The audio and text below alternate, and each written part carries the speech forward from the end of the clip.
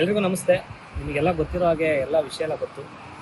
ಎಲ್ಲ ನ್ಯೂಸನ್ನು ನೋಡಿದರೆ ಎಲ್ಲರೂ. ಈಗ ಇದು ಉದ್ದೇಶಪೂರ್ವಕವಾಗಿ ಅಂತ ನಾವೇನು ಹೇಳೋದು ಬೇಕಾಗಿಲ್ಲ, ಅಲ್ಲೇ ಗೊತ್ತಾಗ್ತಿದೆ.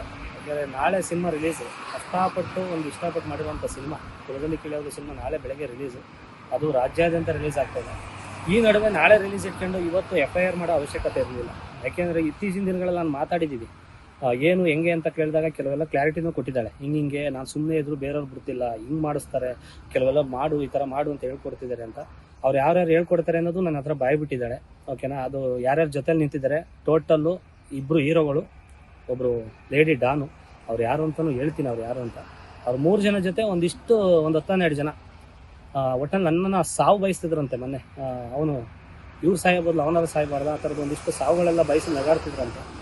ಗೊತ್ತಿಲ್ಲ ನಾನು ಯಾರಿಗೆ ಏನು ಮಾಡಿದ್ದೀನಿ ಅನ್ನೋದು ಗೊತ್ತಿಲ್ಲ. ನಂದಾತು ನನ್ನ ಪಾಡಿ ಕೆಲಸ ಆಯ್ತು, ಕೆಲಸ ಇಲ್ಲ ಅಂದರೆ ಊರಲ್ಲಿ ಜಮೀನು ಕೆಲಸ ಆಯ್ತು, ಅಷ್ಟೇ. ನಾನು ಇನ್ನೇನು ನಾನು ತಲೆ ಕೆಡಿಸಿಲ್ಲ. ಪ್ರತಿಯೊಂದು ಸಾಕ್ಷಿನ ನಾನು ತಂದು ಕೊಡ್ತೀನಿ. ಈಗ ನಂದು ಒಂದೇ ಓಡ್ತಿರೋ ತಲೆಯಲ್ಲಿ. ಯಾಕೆ ಅಂದರೆ 1.5-2 ತಿಂಗಳಿಂದ ಈ ಸಿನಿಮಾ ರಿಲೀಸ್ ಅಂತ ಎಲ್ಲರ ಮನೆಗೂ ಹೋಗಿ ಇನ್ವಿಟೇಷನ್ ಕೊಟ್ಟು ಸಿನಿಮಾ ಕರೆದಿದ್ದೀನಿ. ಎಲ್ಲರೂ ಕೂಡ ಸಿನಿಮಾ ನಾಳೆ ಬಂದು ನೋಡ್ತಾರೆ. ಅದಕ್ಕೆ ಮೋಸ ಆಗಬಾರ್ದು. ಯಾಕೆಂದ್ರೆ ನಿರ್ಮಾಪಕರು ಎಲ್ಲಿಂದ ದುಡ್ಡು ತಂದಿರ್ತಾರೋ ಏನಾಗಿರ್ತಾರೋ ಅದು ಗೊತ್ತಿಲ್ಲ. ಬಟ್ ಇವರಿಗೆಲ್ಲ ಗೊತ್ತಾಗಲ್ಲ. ಅದು ಏನೋ ಒಂದು ಹೆಸರಾಳು ಮಾಡಿದರೆ ಇದು ಮುಗೀತು ಅಂತ ಅವ್ರ ಮೈಂಡ್ ಏನೋ ಗೊತ್ತಿಲ್ಲ ನನಗೆ. ಬಟ್ ಇದರಲ್ಲಿ ನನಗೆ ಕಾಣ್ತಿರೋದು ಒಂದೇ, ನನ್ನ ಫ್ಯೂಚರ್ ಜೊತೆ ಮೇಯ್ನ್ ನಿರ್ಮಾಪಕರು ಮತ್ತು ಡೈರೆಕ್ಟ್ರು ಕಷ್ಟಪಟ್ಟು ಒಂದು ಒಳ್ಳೆ ಸಿನಿಮಾ ಮಾಡಿದ್ದಾರೆ. ಅದು ನನ್ನನ್ನು ಹೀರೋ ಆಗಿ ಮಾಡಿ ಒಂದಿಷ್ಟು ಬಂಡವಾಳ ಹಾಕಿದ್ದಾರೆ.